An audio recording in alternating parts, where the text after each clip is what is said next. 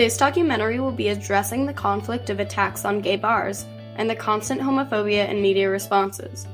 The attack that will be addressed is the Upstairs Lounge arson attack. The Upstairs Lounge was a commonly frequented gay bar in New Orleans in the early 1970s. It featured a pianist and drag shows. It was enjoyed by a diverse crowd where everyone knew everyone. Around the time of the Upstairs Lounge, Sylvia Rivera founded STAR, or Street Transvestite Action Revolution, in 1970. After the Stonewall riots, which were in 1969, and in 1970, the Gay Liberation Front of New Orleans was founded.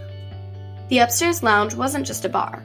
Below the lounge was a church. The Metropolitan Community Church was the only church in the U.S. at the time that let LGBTQ people be in congregations.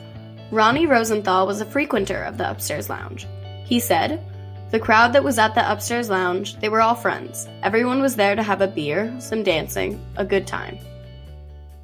On the day of the Upstairs Lounge fire in 1973, 32 people died. Survivors said they remembered smelling gasoline before 8 p.m. when the doorbell of the lounge rang. The bell rang again even though no one had called a cab. One of the people there went to look, and when they opened the door, a fireball exploded from the stairway. As you can see on the diagram, once the door was opened, a strong draft led the fire to cover the bar.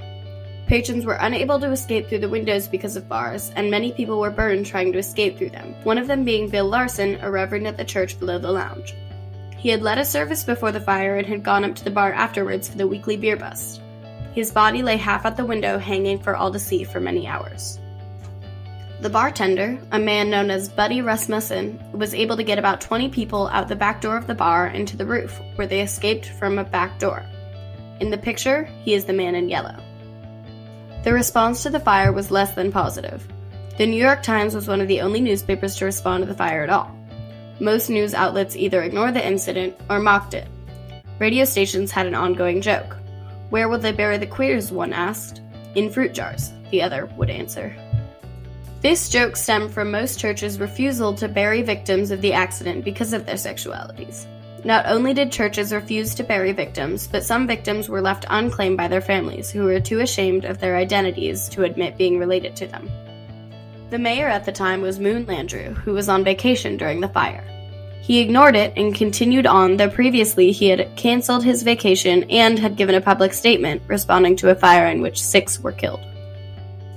The police investigated the blaze, but no charges were pressed. The most likely suspect was Roger Nunez, who had been in the bar earlier but was thrown out due to aggression. Upon leaving, he made claims like, "I'm going to burn this place." He was seen later purchasing lighter fluid at a local corner store right before the fire. A while after the fire, he confessed to a friend that he had started it, then killed himself some years later.